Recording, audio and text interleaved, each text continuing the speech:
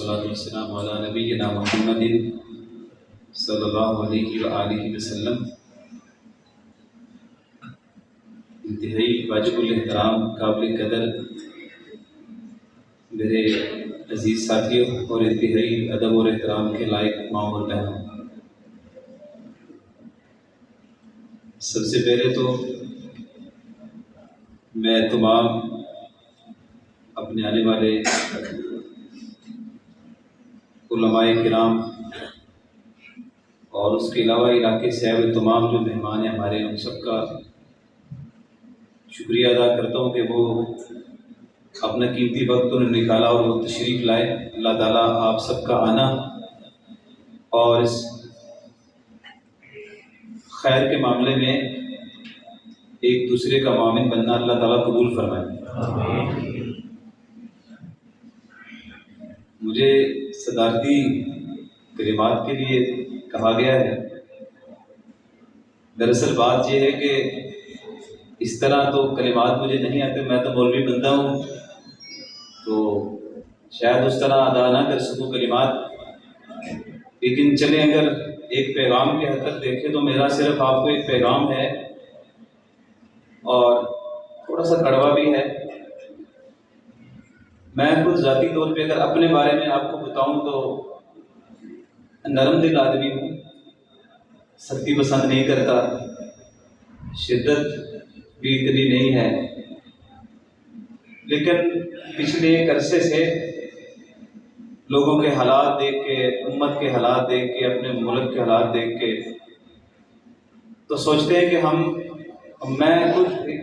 زندگی کا ایک حصہ آپ لوگوں کے ساتھ میرا گزر گیا، بلکہ میرا زیادہ حصہ تو گزرا ہی آپ لوگوں کے ساتھ اور گزر رہا ہے۔ اللہ کرے کہ خیر کا معاملہ ہو اور ہم اسی طریقے سے ایک دینی رشتے کے اندر ہم جڑے رہیں۔ بہت ساری غلطیاں کوتاہیاں میری ذات کے اندر آپ لوگ دیکھتے ہیں، لیکن برداشت کر لیتے ہیں یا درگزر فرما دیتے ہیں، تو آپ لوگوں کی مہربانی۔ لیکن میں ادباً آپ سے عرض کروں گا کہ یہ جو ٹائم ہے جس سے ہم گزر رہے ہیں، اس میں اب کچھ کام ایسے ہیں جو ہمارے کرنے کے کام ہیں، تو میں صرف آپ کو 3 چیزیں، اس میں دلائل آپ کو شاید زیادہ نہ دوں، لیکن میں پیغام آپ تک ضرور پہنچاؤں گا۔ ایک پہلا تو کام کرنے کا یہ ہے کہ یہ وہ وقت ہے جس کے اندر ہم اپنے دین کے اوپر حقیقی معنوں میں عمل کریں، تقریر کی حد تک نہ رہیں، جلسوں کی حد تک نہ رہیں، خالی میٹنگ کی حد تک نہ رہیں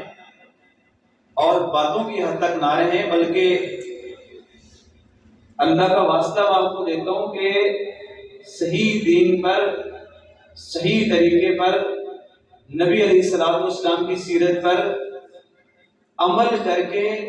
اس معاشرے کے اندر اپنے آپ کو ثابت کریں کہ آپ کا تعلق دین کے ساتھ ہے۔ اس میں جو ایک کڑوی بات ہے کہ تہذیب ہے دین کی، میں دیکھ رہا ہوں اور میں دیکھتا بھی ہوں، دین کے ہم دعوے دار ہیں، لیکن ابھی تک ہم اپنے آپ کو سنت کے مطابق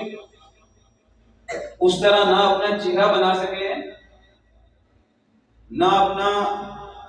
بول اور کردار، تہذیب، تمدن، ثقافت، تجارت، یہ سب چیزیں ہماری بالکل اسی طرح ہونی چاہیے جس طرح نبی علیہ الصلوۃ والسلام نے ہمیں کر کے دکھایا ہے یا آپ نبی علیہ الصلوۃ والسلام نے حکم دیا ہے۔ تو جو میرے اندر خامی ہے، میں آپ کے سامنے کھڑا ہو کے کہہ رہا ہوں نا کہ میں کوشش کرتا ہوں کہ میں ان خامیوں کو دور کروں اپنی ذات سے، لیکن آپ سے بھی درخواست ہے کہ جلسہ، تقریر، نصیحت یہ اپنی جگہ پر اہمیت کے حامل ہیں چیزیں، لیکن عمل آپ لوگوں نے کرنا ہے۔ تو سوچئے گا کہ کہاں پر میں اور آپ اللہ کے دین کو سائڈ پہ کر کے اپنے معاشرے کے اس دباؤ کو لے رہے ہیں، تو آپ معاشرے کے دباؤ سے ذرا آپ نکل آئیں اور اللہ کے دین کے لیے عملاً آپ کھڑے ہو جائیں۔ یہ اس وقت کی اہم ترین ضرورت ہے، ورنہ کفر نے تو ہر حد پار کر دی ہے ہمارے اندر سے، ہماری تہذیب، ہمارے تمدن، ہماری ثقافت کو جو دینی تھی اس کو نکالنے کی۔ دوسری بات یہ آپ سے کرنی تھی، اسلام کے اندر خوشی کا بھی ایک طریقہ ہے اور غمی کا بھی ایک طریقہ ہے۔ خوشی کے جتنے بھی موقع آپ کے سامنے ہیں بہت سارے ہوں گے، لیکن ان میں ایک موقع ہے جب آپ اپنے بیٹے کی شادی کرتے ہیں یا پھر اپنی بیٹی کا آپ نکاح کرتے ہیں، تو یہ آپ کے لیے سب سے بڑا خوشی کا موقع ہوتا ہے۔ کیا آج صرف آپ اس اللہ کے گھر میں بیٹھ کے اتنا ہی یاد کر دیں کہ ہم اپنی اس خوشی کو نبی علیہ الصلوۃ والسلام کے طریقے کے مطابق کرنے کی کوشش کریں گے؟ اور یہ جب میں بات کر رہا ہوں تو یہ مشکل ہے، اس کے لیے ہم پچھلے دنوں میانا گندر میں گئے اور وہاں پہ لوگوں کو ہم نے جمع کیا، کٹھیارا شیخا میں گئے وہاں پہ لوگوں کو جمع کیا، باڑا عالم شاہ ہے وہاں پہ ہم نے یہ بڑے بڑے ذمہ داروں کو جمع کیا، اکٹھا کیا ہم نے، اور اس کے بعد ہم نے پانڈوال کی طرف جا کے لوگوں کو جمع کیا، اور انفرادی طور پہ لوگوں کو ہم جا کے ملے کہ آپ صرف ایک ہی کام کر دیں کہ اپنی بیٹیوں کو جہیز کے بجائے ان کا جو شرعی حق ہے، جو اللہ تعالیٰ نے ان کا حق، جس کا تعین اللہ نے قرآن کریم میں کیا ہے، اپنی بیٹیوں کو وہ حق دیں۔ جہیز والا بوجھ جو صاحب ثروت لوگ ہیں، اگر یہ کھڑے ہوں گے اور یہ دین کی بنیاد پہ اگر رشتے کریں گے تو میرے خیال سے جو وہ بیچارہ غریب آدمی جو معاشرے کے دباؤ کی وجہ سے دبا ہوا ہے اور وہ مجبور ہے کہ وہ قرضے لے کے اپنی اس کے قرضے ساری زندگی بیچارے کے نہیں اترتے، میں صاحب ثروت لوگوں سے گزارش کر رہا ہوں خدارا آپ اس تہذیب کو زندہ کریں، اپنی بیٹیوں کو جہیز دینے کی بجائے ان کی جو وراثت ہے، جو ان کا شرعی حق ہے اللہ کے لیے، وہ ان کو دیا کریں تاکہ معاشرے میں اعتدال اور خیر کا معاملہ۔ اتنی رسمیں ہیں شادیوں کی، آج کل جس طریقے سے آپ لوگ بھی دیکھ رہے ہیں معاشرے میں، یہ اتنی غیر ضروری رسموں کو اگر ختم کر دیا جائے انتہائی سادگی کے ساتھ، جو اللہ کے دین کے مطابق جو خوشی کا ایک موقع ہے۔ ابھی کراچی کے اندر، میں نام نہیں لیتا ضروری نہیں ہے، ایک آدمی عصر کی نماز اس نے پڑھی اور عصر کی نماز کے بعد جو وہاں پہ امام صاحب تھے ان سے اجازت مانگی، اور ماشاءاللہ وہ صحیح العقیدہ تھے اور دین کی بنیادی اصولوں کو جانتے تھے، کھڑے ہوئے کہتے ہیں کہ یہ فلاں بن فلاں بیٹا یہ بیٹھا ہوا ہے اور میری بیٹی ہے، بس عصر کی نماز پڑھی ہے، اس کے بعد انہوں نے خود خطبہ پڑھا،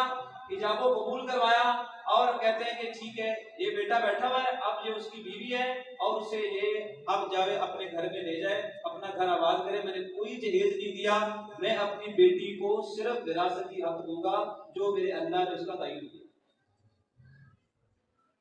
آخری میرا پیغام آپ کو یہ، جس پہ بات ختم کروں گا، غمی کے موقع پہ صرف اتنا کر دیں، میں دیکھتا ہوں یہاں پر بھی اور اپنے علاقے میں بھی کہ گھر والوں کے لیے تو یہ تھا کہ ان کے لیے تکلیف دہ پہلو یہ تھا کہ ان کا کوئی رشتہ دار فوت ہو گیا۔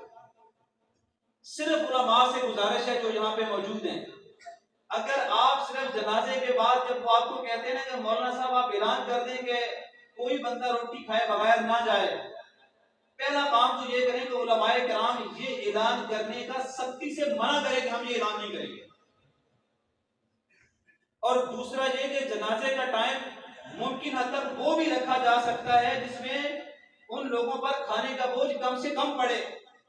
اولاً تو ان کو کھانا بنانے نہیں چاہیے، ایک وہ غم میں ہے، بلکہ ان گھر والوں کا جو کھانا ہے وہ بھی کسی اور کو تیار کر کے ان کو کھلانا چاہیے، بجائے کہ ان کو 200 300 400 بندے کا بوجھ آپ ان کے اوپر رکھ دیں اور پھر 3 دن کے لیے ان کے اوپر رکھ دیں۔ اور اس میں یہ بھی کیا جا سکتا ہے، ہم نے جا کے لوگوں سے بات کی ہے، ایسا نہیں کہ میں یہاں کھڑا ہو کے صرف آپ سے بات کر رہا ہوں، یہ مشن ہے ہمارا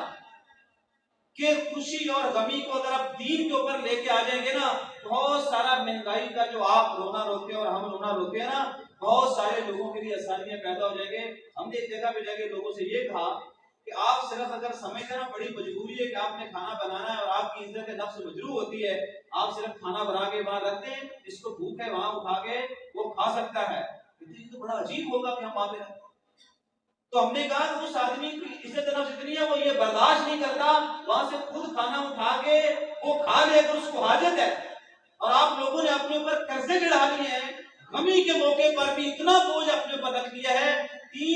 تعزیت کا دن ہے، 3 دن کے بعد اپنے روٹین کے معاملات میں آپ چلے جائیں، اس سے کوئی فرق نہیں پڑنے والا۔ لوگ کہتے رہتے ہیں اس کو پتہ نہیں اپنے باپ سے محبت نہیں تھی، پتہ نہیں اس کو یہ مسئلہ تھا۔ لوگوں کے کہنے کے اوپر نہ آئیں، آپ اللہ کے دین کے مطابق اپنی خوشی اور غمی کو کر لیں، کہ بہت ساری پریشانیاں آپ کی آسانی میں بدل سکتی ہیں۔ اللہ آپ سب کو خیر دے۔ جزاکم اللہ خیر، بارک اللہ فیکم۔